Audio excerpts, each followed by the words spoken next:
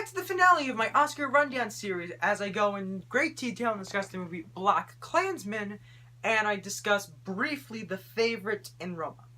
So, BlacKkKlansman is based off of a true story about a man who ended up infiltrating the KKK and ended up teaming up with another police officer to do so. So, the movie follows Ron Stallworth. Ron Stallworth was apparently not the name of the guy who actually infiltrated the KKK. It was another name. I'm pretty sure it was Ron Underwood, I think was his name. And he decides that for his big first assignment, he's going to infiltrate the KKK.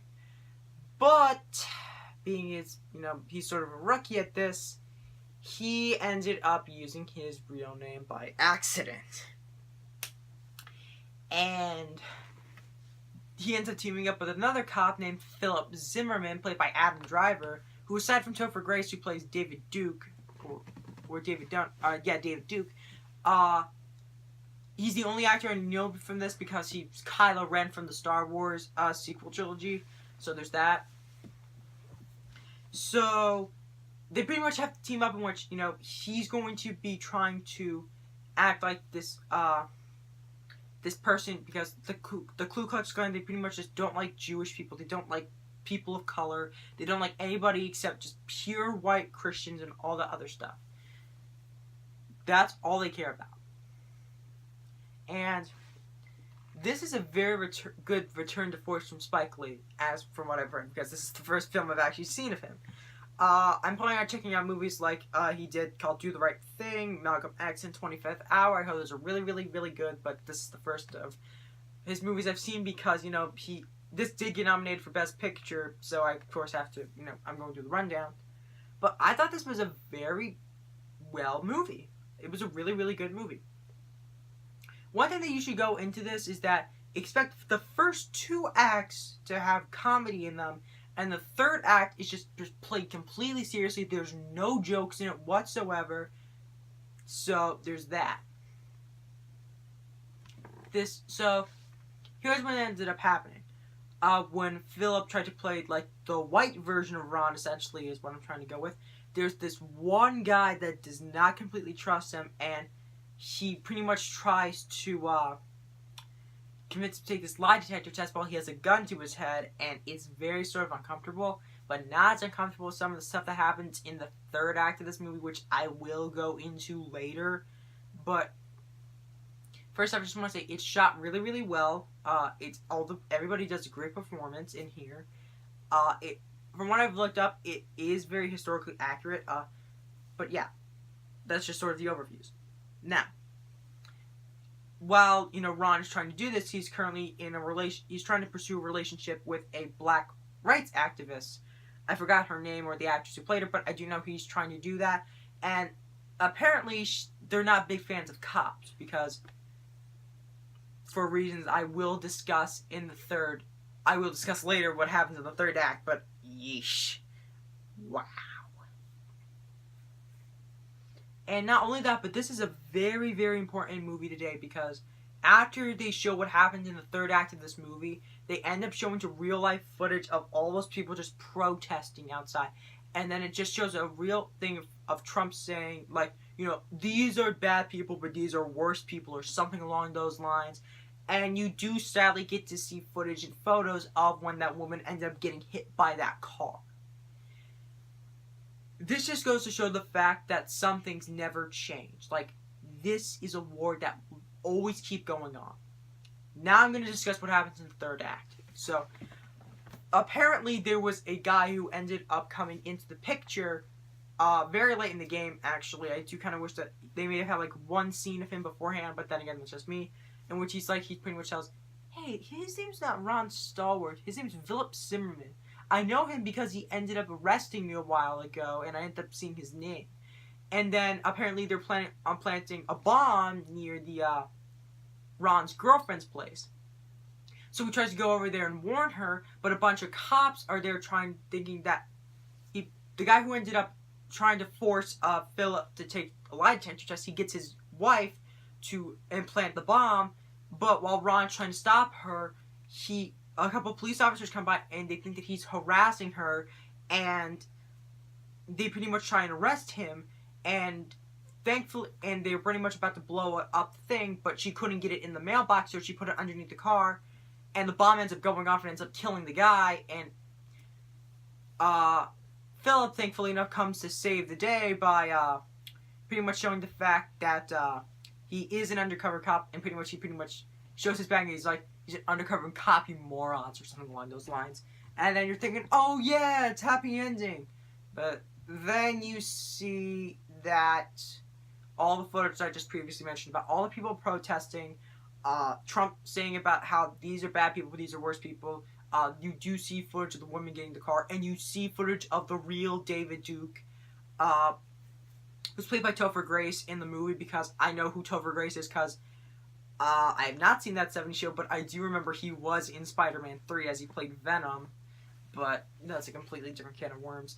But this movie, the third act is very, very uncomfortable. Like, there's a scene in which the black rights activists, essentially, they're going and they're discussing all of this messed up stuff that ended up happening over the course of a couple of years, and it's intercut with the KKK watching the birth of a nation, and it can get really, really uncomfortable. Like, yeesh, ooh, that's really uncomfortable, which is the feeling that they're trying to go for. And the ending of this movie is pretty much supposed to show the fact that this war is far from over. The battle you may have won the battle, but the war is far from over. Because equal rights between not only people of color, but between different races and people's different sexual orientations, these type of things will always pretty much continue until the end of time itself, because I'm getting so sick and tired of all those people just trying to put other people down just because of the way they were raised, because of their skin color, because of their sexual orientation. All things that these people cannot control, and people just want to bring them down just because of that, just because they feel like they should. I'm so tired of these people, and pretty much I pretty much prayed to God one time that, look, try and convince these people that none of this matters. The only thing that matters is the fact that we're all people, and God created all of us equally. God created us for a purpose. We shouldn't be trying to knock each other down because we're all equal. We're all on the same playing field. When are you guys going to be able to realize that? Just please let these guys know that we're all equal. And people usually just go to the movies and say, I like going to the movies because it's an escape from reality, because I want to not be able to deal with the real world. One day, you got to be ready for when the real world is going to come knocking at your door, and it is just going to just show up unexpectedly, not even knocking at you, just going to bang, throw down the door, and something is going to happen. Whether it would be good, whether it would be bad, it doesn't matter. Something will happen, and you have to prepare for that.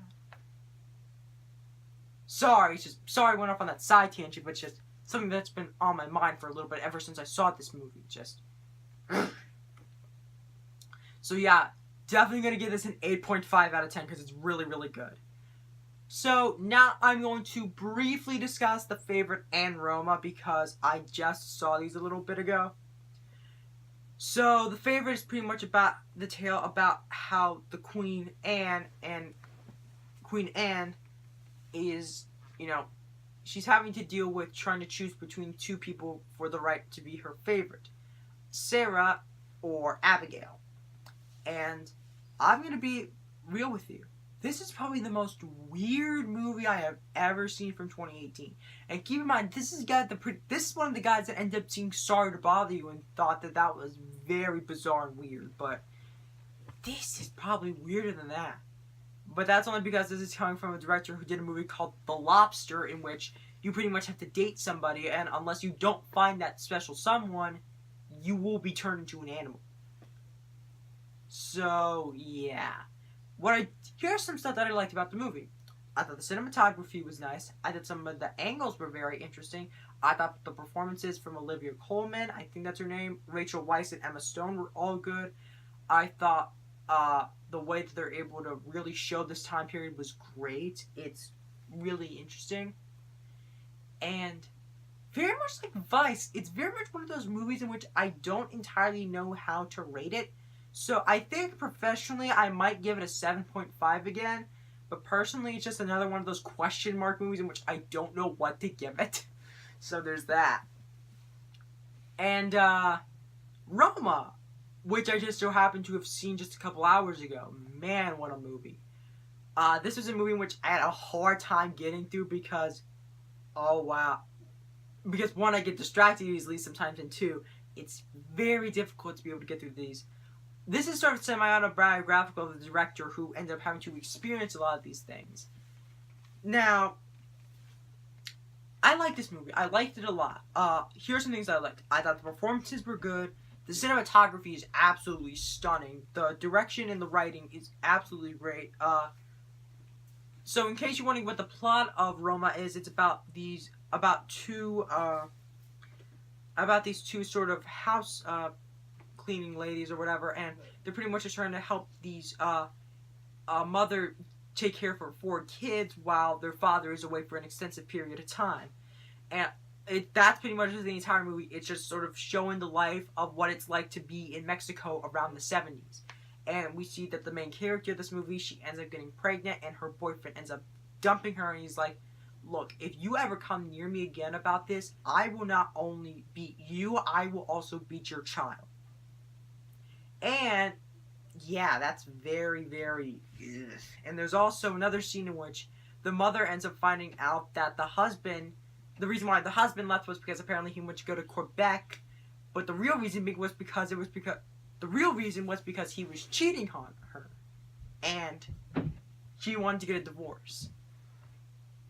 And yeah, this is a very interesting movie to see. And unlike all these other movies, which I pretty much saw through either Blu-ray, DVD, or digital streaming, I was able to get through this via Netflix. And Netflix, props to you for having this movie on here, because this is probably one of the only foreign language films I have ever seen. And wow, it's very interesting. And one thing I do want to comment about the direction is the fact that how he very rarely focuses on close-ups. It's all from wide angle shots, and he tries to make the best out of the widescreen aspect ratio too. He will usually motion things from the camera. He will either have it stand still, or he will have it go from either left to right or right to left. I very much and most of them are usually in one take, and they usually take one shot. That's actually something that I wanted to do. It's make a movie in which most of them are just one take, one shots for pretty much the whole movie. But I guess this guy beat me to the punch, I guess. But yeah, I thought Roma, it's a very beautiful movie, very touching. I have to give it an 8.5. So, yeah. So that's pretty much my rundown of all the Oscars. So tune in on Monday, in which I pretty much give my reaction to the winners of the Oscars. So who won Best Picture, Best Director, Best Actor, Best Actress, Best Score, Best Visual Effects, all that. So there's that. Oh, and some other movies that I really wish that would have gotten nominated for certain categories.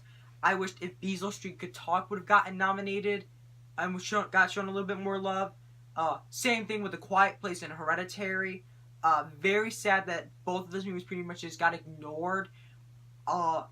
Very, very, very disappointed that Mr. Rogers' documentary did not get nominated for Best Documentary. How on earth did that end up getting snubbed?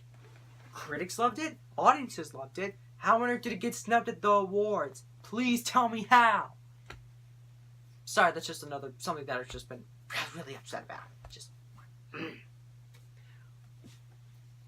But yeah, that's pretty much just my rundown of all the movies that got nominated for Best Picture. I may or may not do this again for the Oscars next year, but man, this took a lot out of me to watch all these movies and just film videos back to back. It's been a very interesting ride, and I'm very interested to see how the Oscars are going to turn out. So, if I had to rate these movies from the order that I ended up seeing them in, from best to sort of worst, I guess I would start with A Star Is Born.